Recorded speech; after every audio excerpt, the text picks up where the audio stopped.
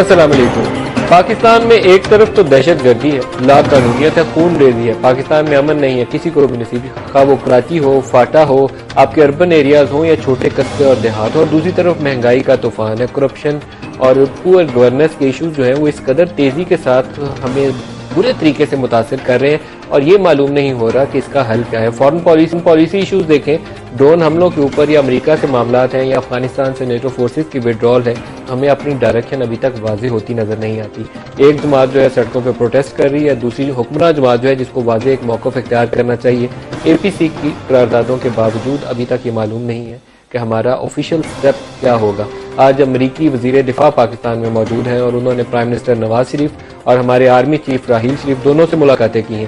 Official version جو prime minister house سے جاری ہوا اس میں یہ بتایا گیا کہ ڈرون حملوں کے حوالے سے بات چیت کی گئی ہے، لیکن ہمارا لائحہ عمل کیا ہے یہ ہمیں ابھی بھی معلوم نہیں۔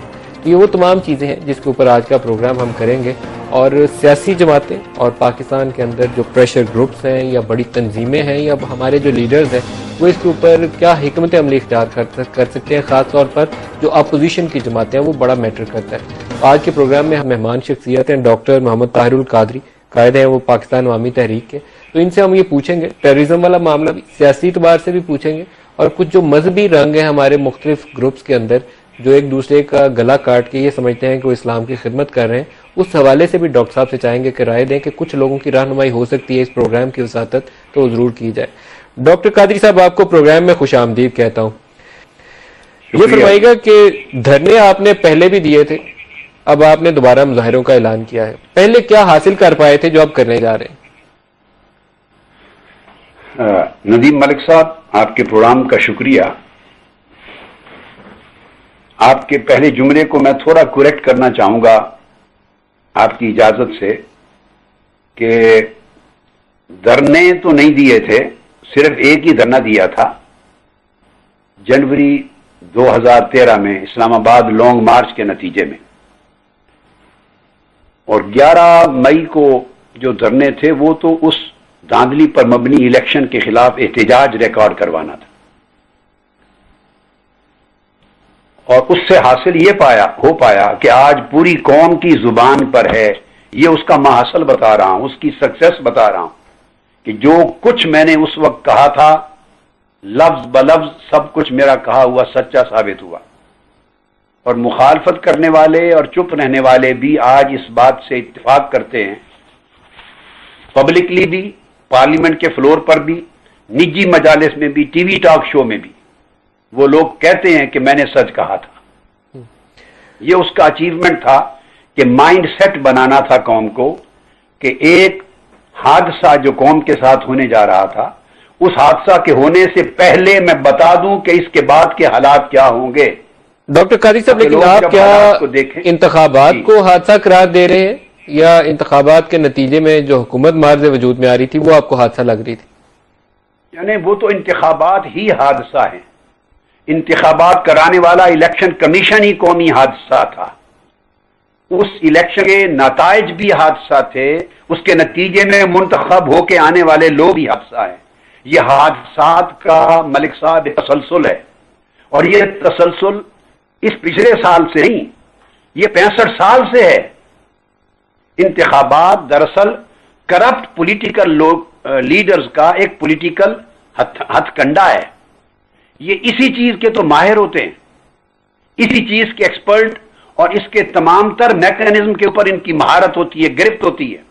ڈاکٹر قادری صاحب لیکن آپ کو یہ نہیں لگتا کہ آدھا جو عرصہ ہمارا آزادی کا ہے وہ مارشل لاؤں کی نظر ہو گیا اور اس کے نتیجے میں آدھا ملک بھی ہاتھ سے چلا گیا، تو شاید ٹوٹی پھوٹی جیسی بھی ایک جمہوری نظام کی گاڑی جو چلی ہے آگے، اسی سے بہتری آ جائے، کوئی مضبوطی آ جائے نظام کے اندر، اکاؤنٹیبلٹی آ جائے، آپ کو نہیں لگتا ایسا ہوگا؟ نہیں، میں اس بات سے اتفاق نہیں کرتا۔ واقعتاً تو درست ہے کہ آدھا ٹائم یا اس سے کچھ کم 30 سال کے قریب لگ بھگ عرصہ ہمارا 3 بڑے مارشل لاز میں گزرا، یہ بذات خود یہ بھی حادثہ ہے بہت بڑا پاکستان کی قومی تاریخ کے ساتھ، لیکن میرا ویو پوائنٹ تھوڑا ڈیفرنٹ ہے۔ انڈیا میں مارشل لا کیوں نہیں آتا؟ انڈیا میں ملٹری ٹیک اوور کیوں نہیں کرتی؟ ہم ایک ہی وقت میں انڈو پاک سب کانٹیننٹ 2 حصوں میں تقسیم ہوا تھا، ہمارے پاس مارشل لاز بار بار کیوں آتے ہیں؟ یہ مارشل لاز کا آنا اور ملٹری ٹیک اوور کا ہونا میرے نزدیک صرف اور صرف پولیٹیکل لیڈروں کی نااہلیت، نالائکی، کرپشن اور بیڈ گورننس اور ڈیلیور نہ کر سکنا ہے۔ جب یہ ڈیلیور نہیں کر سکتے اور سیاسی حکومتیں آتی ہیں تو پولیٹیکل سٹیبلٹی نہیں ملتی، انسٹیٹیوشنز کو مضبوط نہیں کرتے، رول آف لا نہیں دیتے، لوگوں کو روزگار نہیں دیتے، امن اور امان برقرار نہیں رکھتے اور لوٹ مار اور پوری اپنی ریاست کو، سیاست کو تجارت میں بدل دیتے ہیں، تو جب تمام حدیں کراس کرتے ہیں تو الٹیمیٹلی ملٹری ٹیک اوور کو یہ انوائٹ کرتے ہیں، دعوت دیتے ہیں۔ تو کیا ملٹری ٹیک اوور حل دیتے ہیں یا مسائل پیدا کرتے ہیں؟ وہ مسائل پیدا کرتے ہیں، وہ حل نہیں ہوتا، مگر بدقسمتی ہے کہ وہ مشکلات بھی یہی سیاسی لوگ اپنی نالائکی اور اپنی بدنیتی اور اپنی کرپشن کی وجہ سے ان کو موقع دیتے ہیں۔ ملٹری ٹیک اوور نہ کبھی مسائل کا حل ہوا ہے نہ ہوگا، وہ اس پرپز کے لیے بنائے ہی نہیں گئے۔ ان کا مقصد ملک کی سرحدوں کی حفاظت کرنا، ملک کی سٹیبلٹی کو محفوظ رکھنا، ملک کے اندرونی اور بیرونی سطح پہ سالمیت اور خود مختاری کو حفاظت کرنا، وہ کسی اور مقصد کے لیے ٹرینڈ ہوتے ہیں۔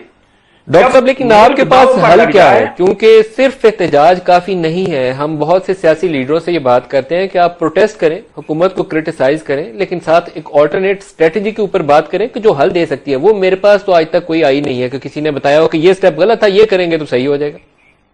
اور ندیم ملک صاحب، چونکہ آپ کے ٹاک شو میں میرے ساتھ تو آپ کی بات پہلے ہوئی نہیں نا کبھی، جن سے ہوتی رہی وہ حل نہیں دے سکے، آج میرے ساتھ پہلی بار بات ہو رہی ہے تو میں تو آپ کو دو لفظوں میں حل دیتا ہوں۔ اس پولیٹیکل سسٹم اور پولیٹیکل کلچر اور الیکٹرل سسٹم کے اندر کوئی حل نہیں ہے، سرے سے کوئی حل نہیں ہے۔ یہ ایسے ہے جب آپ زہریلے سانپ اور اژدہا سے اپنی صحت یابی مانگ رہے ہوں، زہر سے شفا یابی مانگ رہے ہوں، ڈاکو اور چور سے اپنے گھر کی حفاظت مانگ رہے ہوں، اپنے دشمن اور قاتل سے اپنی سیفٹی مانگ رہے ہوں، یہاں سے حل نہیں ملے گا۔ تو کیسے ملے گا؟ اس نظام کو تبدیل کرنا ہے، اس پولیٹیکل کلچر کو تبدیل کرنا ہے، اس الیکٹورل سسٹم کو تبدیل کرنا ہے اور عوامی قوت کے ساتھ ان کرپٹ لیڈروں کے قبضے سے ملک اور نظام کو آزاد کرانا ہے۔ حل یہ ہے۔ ڈاکٹر صاحب لیکن پارلیمنٹری سسٹم جو ہے وہ ہمارے آئین کے اندر اس کی گنجائش موجود ہے، جو انقلاب کا راستہ یا عوامی طاقت سے ان کو اٹھا کے باہر پھینکنے کی ذکر آپ کر رہے ہیں، وہ ایک انقلاب کا راستہ تو ہو سکتا ہے، آئینی راستہ وہ نہیں ہوگا۔ اب ملک صاحب یہ بھی اچھی بات کی آپ نے، اب میں آپ کو بتاؤں آئین بھی کڈنیپ ہوا ہے۔ یہ کرپٹ لوگ جب پارلیمنٹ میں آتے ہیں تو ندیم ملک صاحب آپ تو نہیں بیٹھے ہوتے نا پارلیمنٹ میں، ملک کا دکھ درد رکھنے والے پارلیمنٹ میں نہیں بیٹھے ہوتے۔ 18 کروڑ عوام میں سے وہ پڑھا لکھا سفید طبقہ، وہ لائرز کا، وہ سائنٹسٹ کا، وہ اکانومسٹ کا، وہ جرنلسٹوں کا، وہ دماغ رکھنے والے لوگوں کا، درد رکھنے والے لوگوں کا، وہ طبقہ پارلیمنٹ میں نہیں بیٹھا ہوتا۔ یہ تو نسل در نسل مافیاز ہیں جن کا پارلیمنٹ پہ کنٹرول ہے۔ جب یہ سارے دھڑے جمع ہوتے ہیں تو مل کر آئین کو کڈنیپ کرتے ہیں، پھر اس میں 18ویں ترمیم کرتے ہیں، یہ ترمیمیں کڈنیپنگ آف کانسٹیٹیوشن ہے۔ پھر 19ویں ترمیم کرتے ہیں، یہ اگین کڈنیپنگ آف کانسٹیٹیوشن ہے۔ پھر 20ویں ترمیم کرتے ہیں، دس از کڈنیپنگ آف کانسٹیٹیوشن۔ آپ پوچھیں گے کیسے؟ کہ یہ ساری چیزیں آئین پاکستان میں جو 1972 کا تھا اس میں تو نہیں تھی کہ یہ دونوں گھر مل کر الیکشن کمیشن اپوائنٹ کریں۔ یہ کہاں کا انصاف ہے آپ بتائیں کہ الیکشن ایک فیئر ہونا چاہیے، ایک نیوٹرل اتھارٹی کے اندر ہونا چاہیے۔ دو کرپٹ پارٹیز ہیں اور وہ اقتدار باہر نہیں دینا چاہتی، وہ مل کر آپس میں اتفاق رائے سے چیف الیکشن کمشنر بھی مقرر کر رہی ہیں، 4 ممبر بھی اپنے اپنے صوبے سے خود نامینیٹ کر رہی ہیں۔ تو الیکشن کروانے والا یہ جب خود مقرر کرے گی تو وہ گیم امپارشل کیسے ہو جائے گی؟ اکاؤنٹیبلٹی جنہوں نے سیاسی لیڈروں کی کرپشن کو روکنا ہے اس کو اپوائنٹ جب یہ کریں گے تو اکاؤنٹیبلٹی کس کی کون کرے گا؟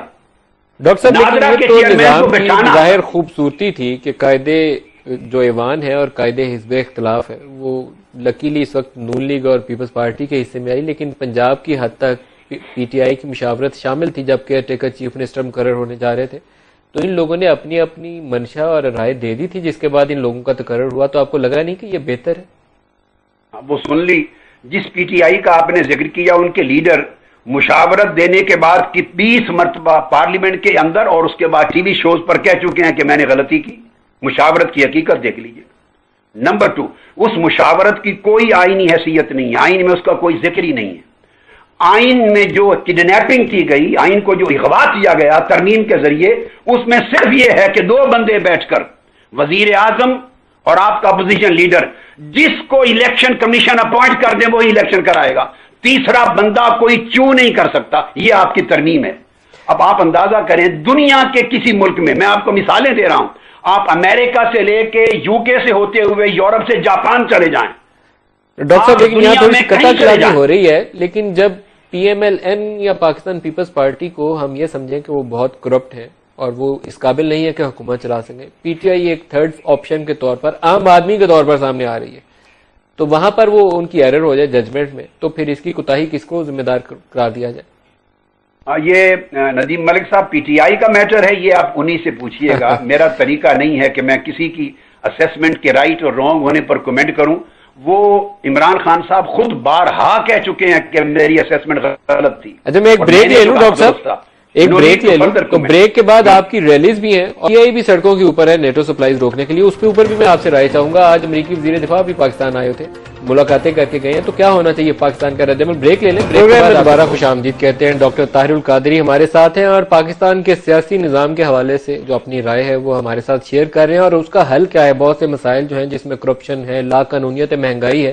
دوبارہ جائیں گے قادری صاحب کے پاس۔ ڈاکٹر صاحب یہ فرمائے گا کہ نیٹو سپلائی روکنے کے لیے پاکستان تحریک انصاف اس وقت سڑکوں کے اوپر ہے، ڈرون حملے بھی جاری ہیں، کیا کرنا چاہیے ہمیں؟ ملک صاحب آپ کا یہ سوال بے شک بڑا ضروری ہے اور میں یقیناً اس پر گفتگو کرنا چاہتا ہوں، اور جو امریکی وزیر خارجہ ہیں، وزیر دفاع چک ہیگل آج پاکستان آئے ہوئے، جی ان کی آمد کے موضوع پر بھی اس کے ساتھ کوریلیٹ کرنا چاہتا ہوں، مگر آپ مجھے اجازت دیں ایک بڑی امپورٹنٹ بات جو پہلے ہوئی اور اس کا جواب نہیں آ سکا، مجھے 2-3 منٹ دے دیجئے میں اسے کمپلیٹ کروں۔ جی پلیز گو ہیڈ۔ شکریہ۔ آپ نے کہا کہ یہ تو آئینی ہے، الیکٹ ہو کے آئے اور پارلیمنٹ میں ہے اور آئین کے مطابق کر رہے ہیں، اور کہا کہ میں اگر کوئی تحریک چلا رہا ہوں اور کال دے رہا ہوں تو وہ اس کی گنجائش آئین میں نہیں ہے۔ یہ اس نقطے کو ضرور ایڈریس کرنا، نہیں میرا مطلب ہے کہ مانا یہ تھا، اس نقطے کو ایڈریس کرنا چاہتا ہوں، اور اس میں جو آپ نے پوچھا کہ حل کیا ہے وہ بھی سن لیں۔ ندیم ملک صاحب میرا پوائنٹ آف ویو بڑا کلیئر ہے اور میں کیٹیگوریکلی آپ کی وساطت سے قوم کو بتانا چاہتا ہوں کہ یہ انتخابات خلاف آئین ہوئے، یہ پارلیمنٹ آئین کے خلاف ہے، حکومت غیر آئینی ہے، ان انتخابات میں آئین پاکستان کو توڑا گیا۔ اب خلاف آئین بننے والی حکومت اور پارلیمنٹ سے ہم کیا توقع کرتے ہیں کہ آئینی کام کرے؟ اس پر میں کوٹ کرنا چاہتا ہوں، بڑی باریک 2 چیزیں ہیں آپ کی اجازت سے۔ یہ آئین ہے اس وقت میرے پاس، پاکستان کا آئین میں دکھا رہا ہوں، کانسٹیٹیوشن آف پاکستان، کوئی میں آئین پاکستان سے باہر نہیں کرتا۔ اس کے آرٹیکل 63 کو کھولیے، میں دوبارہ قوم کا حافظہ بحال کروانے کے لیے بات کر رہا ہوں۔ آرٹیکل 63 میں ممبران پارلیمنٹ بننے کے لیے ڈسکوالیفیکیشن درج ہیں کہ ایسے ایسے لوگ کسی قیمت پر پاکستان میں ممبر پارلیمنٹ الیکٹ نہیں ہو سکتے۔ A person shall be disqualified from being elected or chosen as or from being the member of parliament. Shall be disqualified. وہ قطعی طور پہ ڈسکوالیفائڈ ہے۔ کون؟ وہ اب سن لیجئے، اس آرٹیکل 63 کی کلاز N، اس کا کیٹیگوریکل لفظ ہے جو شخص 2 ملین روپے، صرف 20 لاکھ روپے کا قرض جس نے لیا تھا، اس نے، اس کی فیملی نے، اس کے کسی ڈیپینڈنٹ ممبر نے، اس کے انسٹیٹیوشن کہیں سے لیا تھا اور صرف 1 سال تک ڈیفالٹر رہا ہو، پے کرنے کی ڈیٹ تک صرف 1 سال تک ڈیفالٹر رہا ہو، یہ آئین پاکستان کے لفظ ہیں۔ He has obtained a loan for an amount of 2 million rupees, just 20 lakh کا قرض، اور defaulter which remains unpaid for more than 1 year from the due date, just 1 سال کی ڈیفالٹرشپ ہو یا رائٹ آف کرایا ہو، وہ شخص الیکٹ ہونے کا اہل ہی نہیں ہے۔ یہاں 20 سال سے کیسز پینڈنگ پڑے ہیں، رکوائے ہوئے ہیں پیسے دے کر سٹے کر کے، کروڑوں اربوں روپے کے لون لے کر ڈیفالٹر ہیں، مگر وہ اقتدار میں آئے بیٹھے ہیں۔ ڈاکٹر صاحب لیکن کیا یہ بہت مناسب نہیں ہوتا؟ ہم نے اس کے اوپر بڑی لمبی بحث کی تھی انتخابات سے پہلے، میرا بڑا، میں آپ کے اس نقطے کا حامی ہوں کہ اس کے اوپر ڈسکوالیفیکیشن لگنی چاہیے تھی۔ لیکن مسئلہ یہ ہے کہ عدالتوں میں جا کے زور لگایا جاتا ہے اس کے اوپر. میں اس پر آتا ہوں. میری گزارش سن لیجئے, دوسرا پوائنٹ آ رہا ہے. اس کے بعد اسی کا آرٹیکل 63 کا سیکشن کلاز او, اس میں یہ ہے کہ جو شخص صرف 6 مہینے کے لیے ڈیفالٹر ہوا ہو, اس نے ٹیکس ادا نہیں کیے, ہی اسپاؤز, اس کی بیوی, اس کے ڈیپینڈنٹ, اس کے بچے, فیملی ممبر, گورنمنٹ کے ڈیوز اور ٹیکسز کو just for over 6 months 10,000 rupees یا اس سے زیادہ کا ڈیفالٹر رہا ہو جسٹ 6 ماہ کے لیے, at the time of filing as nomination paper, کاغذات نامزدگی داخل کرنے وقت 6 مہینے گزر چکے ہوں ڈیفالٹرشپ کو, یا دیگر ٹیکس ادا نہ کیے ہوں یا یوٹیلیٹی بل, وہ ڈیفالٹر شخص الیکٹ ہو ہی نہیں سکتا. اب بتائیے, میں پورا آئین قوم کو دکھا رہا ہوں, اس میں کہاں لکھا ہے کہ نامینیشن پیپر فائل کرتے ہوئے ریٹرننگ افسر کہے کہ جاؤ اب داخل کرا کے آؤ, اور وہ ڈیفالٹڈ منی جا کے داخل کروائے, رسید دکھائے اور پھر الیکٹ ہو جائے. آئین تو اجازت ہی نہیں دیتا اس وقت پیسے جمع کرانے کی. جو 6 مہینے پہلے ڈیفالٹر ہو چکا ہے, ہی از ڈسکوالیفائڈ. ڈاکٹر صاحب یہ پوائنٹ تو آ گیا, مسئلہ یہ ہے کہ اس کی ریمیڈی کہاں سے ملے گی؟ عدالتوں میں جا کے دروازہ کھٹکھٹانا چاہیے تھا. ہمیں انتخابات سے پہلے ہم نے اس پہ بڑے پروگرام کیے, 7-8 پروگرام کیے, جن دنوں آپ دھرنا دے کے یہاں بیٹھے ہوئے تھے. میں نے بڑے پروگرام کیے, اس پہ میں بڑا حامی ہوں اس چیز کا کہ لگنی چاہیے اطلاق, آپریٹو ہونی چاہیے. کیوں نہیں ہوئی؟ عدالتوں میں جانا چاہیے تھا آپ کو بھی.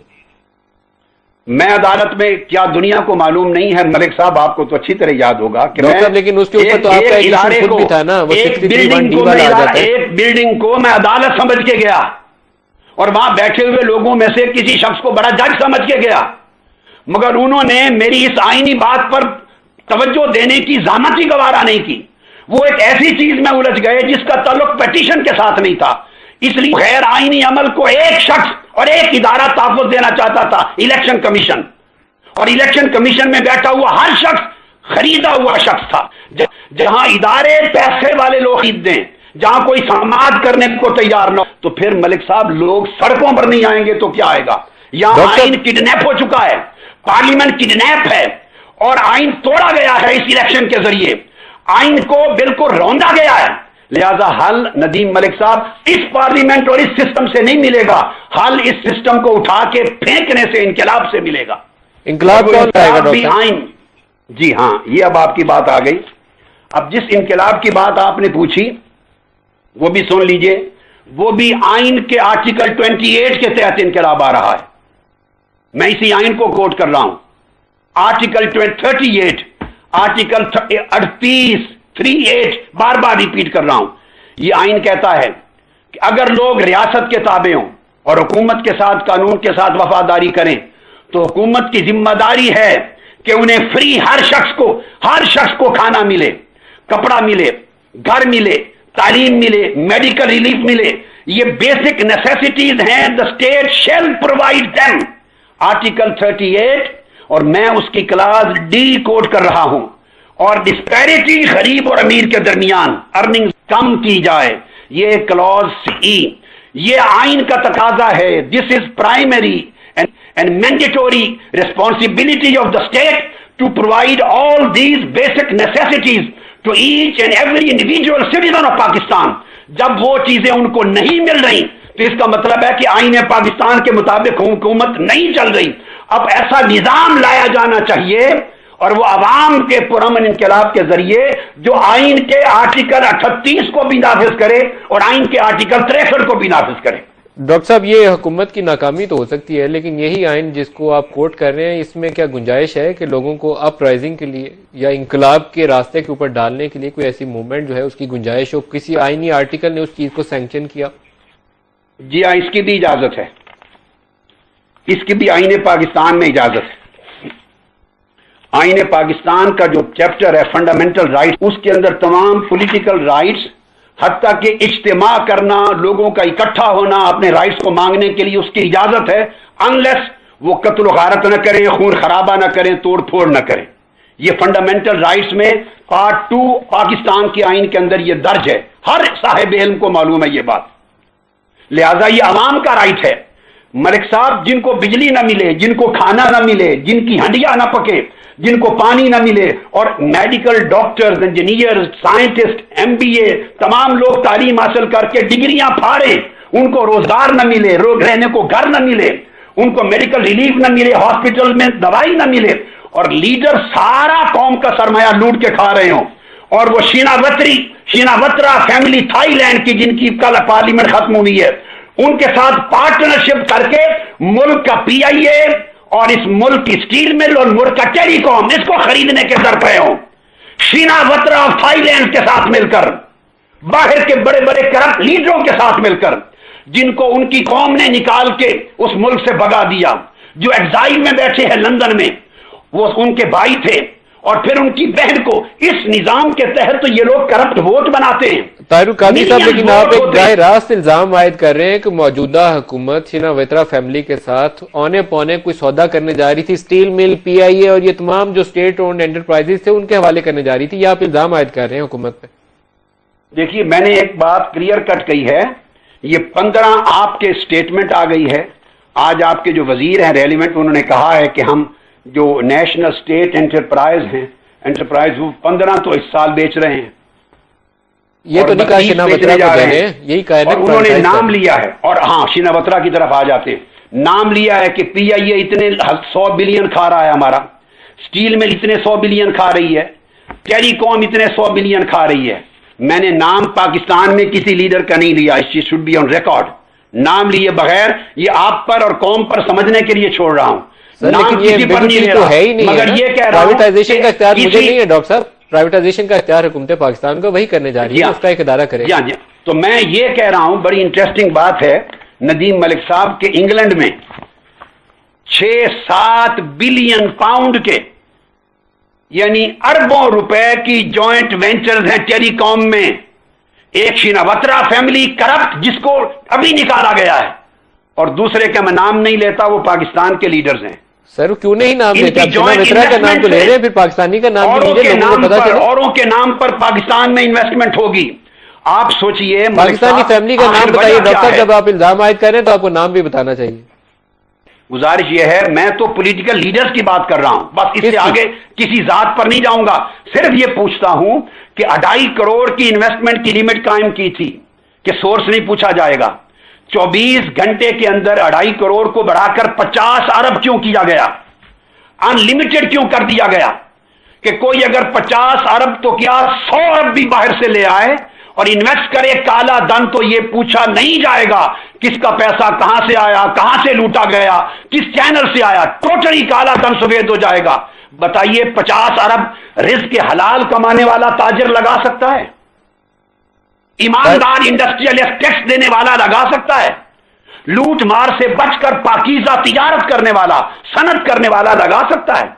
ये 50 अरब 100 अरब अनलिमिटेड, इसकी इन्वेस्टमेंट काला धन पूछा नहीं जाएगा। ये सहूलत किसको दी जा रही है? 24 घंटे के अंदर ये कानून किसके लिए बदला गया? और मलिक साहब, मैं आपके वसातत से ये भी पूछूंगा, शुक्रिया आपका कि आपने मौका दिया, पाकिस्तान का मीडिया आपको छोड़कर, आप जैसे चंद लोगों को छोड़कर क्यों खामोश है? किसी और का दौर होता तो क़यामत बर्पा हो जाती। पार्लियामेंट के फ्लोर पे जंग क्यों नहीं लड़ी जा रही? एक शख्स पूरी मुल्क की मईशत तबाह कर रहा है, पूरे मुल्क के इदारे औने पौने बेच के खरीद के लूट रहा है, और 2.5 करोड़ की पॉलिसी से 50 अरब बनाता है, एक्सटेंड करता विद इन 24 आवर्स।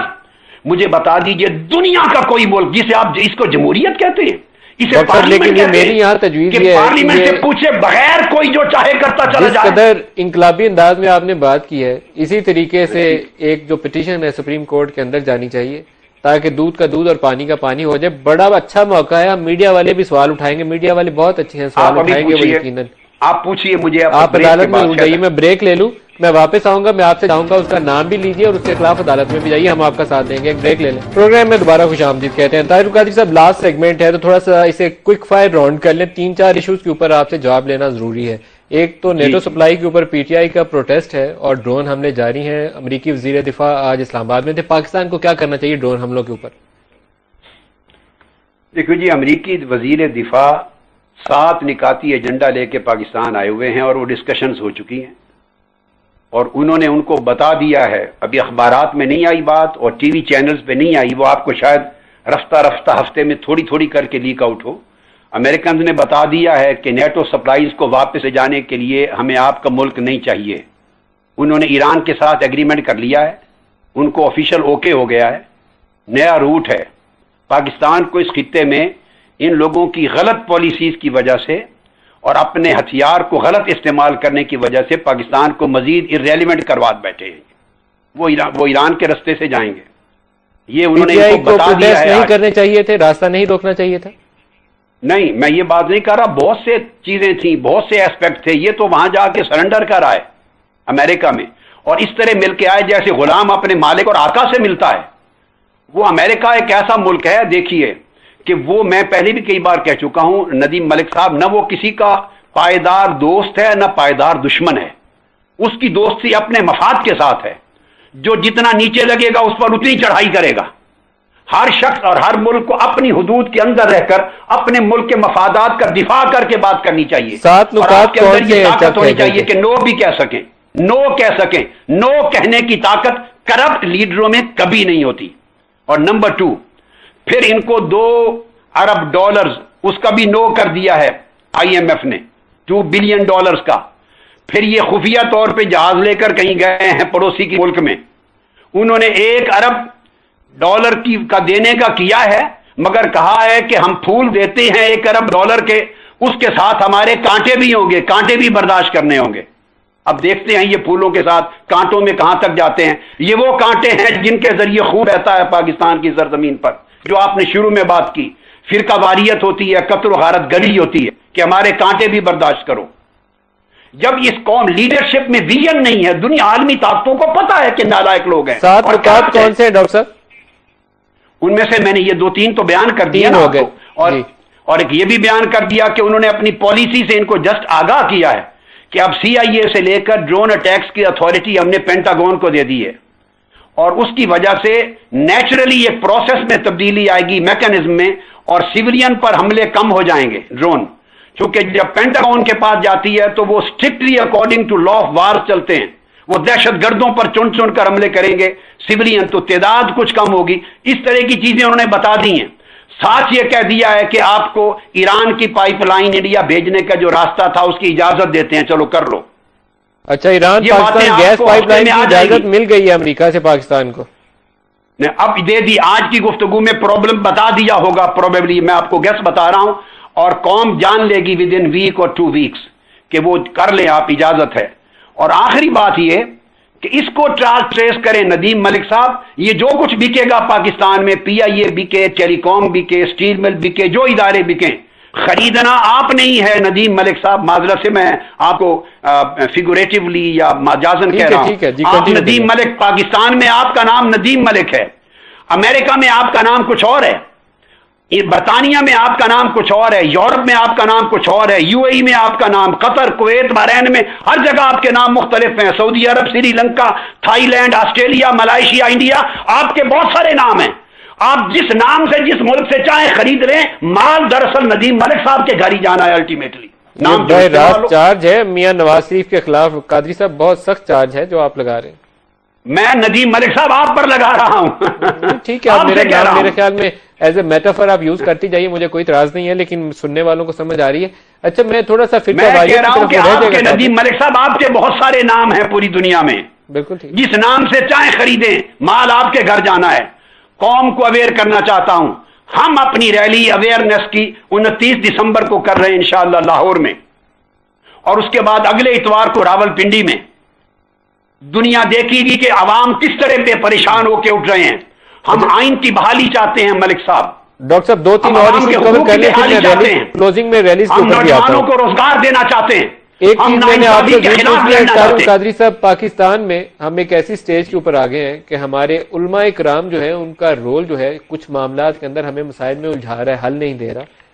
فوج کا ایک افسر جو ہے وہ دہشت گردوں کے خلاف لڑتے ہوئے اگر جان سے جاتا ہے تو اسے شہید کہیں، یا دوسری طرف جو مارنے والا ہے اس کو شہید کہیں؟ اس کے اوپر تھوڑی سی روشنی ڈال دیں آپ، میرے خیال میں بہت کلیئر جواب دیتا ہوں ملک صاحب۔ ایک فوجی جوان جو اپنے ملک کی سرزمین کی حفاظت کے لیے اور دہشت گردی سے لڑتے ہوئے مرتا ہے، وہ شہید ہے، شہید ہے، 100 بار شہید ہے، آقا علیہ السلام نے فرمایا۔ اور جو شخص کسی دہشت گرد یا قاتل کو شہید کہتا ہے وہ اسلام کی خدمت نہیں کرتا، کفر کی خدمت کرتا ہے۔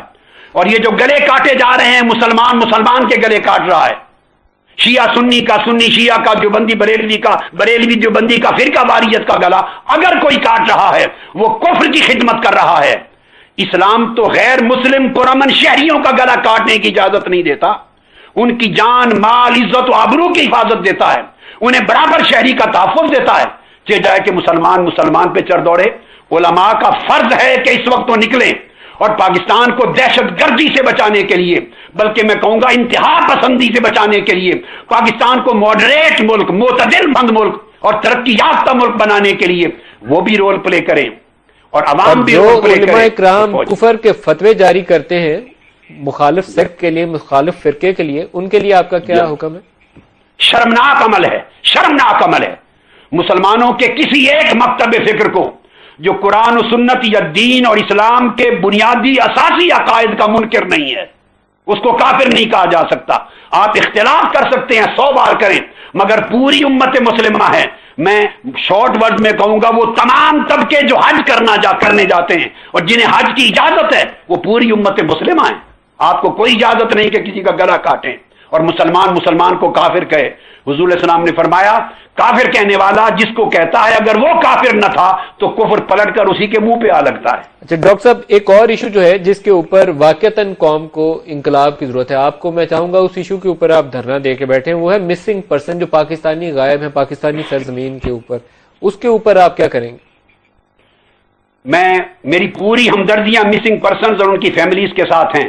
ان اداروں سے پوچھیں یا اس شخص سے پوچھیں، اس شخص سے جس نے 5 سال یہ ڈرامہ رچایا ہے، اس ایک شخص سے پوچھیں مسنگ پرسن کے نام پر۔ وہ جانے والا ہے، ڈرامہ رچایا ہے، سیاست کی یا مسنگ پرسن کی، مگر لوگوں کو پہنچایا نہیں مسنگ پرسن کے گھر تک۔ میں اس پر نہیں کروں گا۔ میرا کہنا یہ ہے کہ آپ 50-100 مسنگ پرسنز کی بات کرتے ہیں، یا پورا ملک مسنگ پرسن ہو چکا ہے، پورا پاکستان مسنگ پرسن ہے۔ 18 کروڑ کا ملک، قائد اعظم کا ملک مسنگ ہو گیا ہے۔ اس کھوئے ہوئے ملک کو پھر ہم نے دوبارہ بازیافت کرنا ہے، قائد اعظم کے ملک کو بحال کرنا ہے۔ کیا آپ حمایت کرتے ہیں کہ جنرل پرویز مشرف کے اوپر یا وہ جو فارمر ملٹری جنرلز ہیں ان کے اوپر آرٹیکل 6 کا اطلاق کیا جائے؟ دیکھیے میں اس پر کوئی کمنٹ نہیں کرتا، لیکن اگر اس پر کرنا ہو مجھے کوئی اعتراض نہیں ہے۔ تو جس دن کو ہوا تھا 12 اکتوبر، اس دن سے جو شریک ہے اور ان کو جائز قرار دینے والا بھی جو ہے، خواہ وہ جج ہے، جج کے نام پر بیٹھا ہے یا پارلیمنٹ کا ممبر ہے، وہ سارے آرٹیکل 6 میں لٹکائے جانے چاہیے۔ یہ نہیں ہو سکتا کہ ایک شخص ملٹری کو کرے، ڈاکہ زنی کرے اور اس کے 2 فیز ہوں۔ پہلے فیز کو آپ جائز کر دیں، جی پارلیمنٹ نے کر دیا، وہ پارلیمنٹ اسی کی بنائی ہوئی تھی، ججز نے کر دیا، ججز نے اسی کا حلف لیا ہوا تھا۔ ایک جائز ہو جائے، ایک حرام ہو جائے، نہیں حرام ہے تو سارا حرام ہے، اگر حلال ایک فیز ہے تو سارا حلال ہے۔ آپ کو لگتا ہے کہ پاکستان کا وجود جو ہے ان بہت سارے مسائل جس میں فرقہ واریت ہے، دہشت گردی ہے، خون ریزی ہے، کرپشن ہے، نااہلی ہے، اس کی وجہ سے پاکستان کے وجود کو خطرات لاحق ہے؟ انشاءاللہ پاکستان کے وجود کو کوئی خطرہ نہیں اور نہ خطرہ ہوگا۔ پاکستان کے وجود کو بچانے کے لیے ندیم ملک صاحب مجھے جان بھی دینی پڑی تو میں جان دے دوں گا، میں اپنا خون شہادت دے دوں گا، 18 کروڑ عوام کو اٹھاؤں گا۔ اس پاکستان کو جو تاجدار کائنات کے نالین کے صدقے سے ملا، رب کائنات کے فضل سے ملا، کلمہ طیبہ کے نام سے ملا، میں اس خون شہادت کے کو محفوظ رکھنے کے لیے اس پاکستان کو بچاؤں گا انشاءاللہ۔ طاہر القادری صاحب، آپ کا جذبہ قابل قدر ہے، لیکن کیا آپ پاکستان میں رک کے یہ کام کریں گے یا واپس چلے جائیں گے؟ میں پاکستان میں رکوں گا، انقلاب آئے گا تو میں پاکستان میں رہوں گا اور پاکستان چھوڑ کے ایک دن کہیں باہر نہیں جاؤں گا۔ کب سے؟ اور پاکستان کو ایشیا کا ٹائگر لیڈر بنا کے دم لوں گا انشاءاللہ۔ میرے لیے پاکستان کی دھرتی سے بہتر کوئی دھرتی نہیں، وہ میری مٹی ہے، میں نے مرنا وہاں ہے، قبر وہاں ہونی ہے۔ میں رکوں گا، مگر انقلاب قوم کو چاہتا ہوں کہ میرے ساتھ اٹھے۔ ڈاکٹر صاحب قوم تو اٹھے گی، لیکن قوم کے لیے آپ کو یہاں رکنا پڑے گا، ٹھہرنا پڑے گا۔ آپ بتائیں گے آپ کب سے پاکستان میں رکنا پسند کریں گے؟ کیونکہ یہ بلو پرنٹ ہے پروگرام کا، آپ سے ایک اسٹرانگ میسج جانا چاہیے۔ آپ ریلیز کے لیے جا رہے ہیں، پبلک کو موبلائز کر رہے ہیں، بات کر رہے ہیں جی ملک صاحب، آپ کہہ رہے ہیں کہ انقلاب آئے گا، میں انقلاب کی صبح لانے کے بعد رکنے کی بات کرنا ہی نہیں، میں تو مروں گا بھی وہیں پاکستان کی سرزمین میں۔ رکنا تو چھوٹی بات ہے، رہوں گا۔ لاسٹ منٹ ہے، کیا پیغام دیتے ہیں اپنے سننے والوں کو، اپنے فالوورز کو؟ اپنا کیا پیغام دینا چاہیں گے اپنی ریلی سے؟ آپ کے ذریعے میرا پیغام یہ ہے کہ خدا کے لیے इस मर्तबा जब मैं इंकलाब की कॉल दूं तो घरों से निकल आओ, हर घर से जवान निकल आए, मेरे बेटे बेटियां निकलें, कायदे आजम के बच्चे बच्चियां निकलें, इस धरती के बेटे और बेटे निकलें मेरे साथ। घरों में टीवी देखकर दुआएं न करें।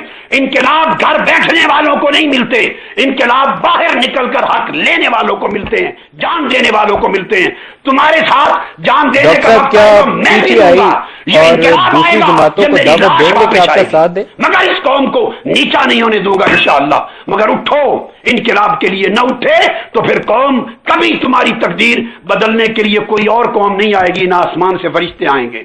खुदा ने आज तक उस कौम की हालत नहीं बदली, न हो जिसको ख्याल खुद अपनी हालत मेरे ख्याल में क्लोजिंग का वक्त आ गया है, प्रोड्यूसर साहब खत्म हो गया है, तो हम फॉलो अप प्रोग्राम करेंगे, आपकी रैलीज जैसे करीब आएंगे और इस पे प्रोग्राम करेंगे। डॉक्टर तारिक उल कादरी साहब, पाकिस्तान अवामी तहरीक के कायद, बहुत शुक्रिया आज के प्रोग्राम में हमारे साथ रहे। आज के प्रोग्राम से इतना ही, इजाजत दीजिए, खुदा।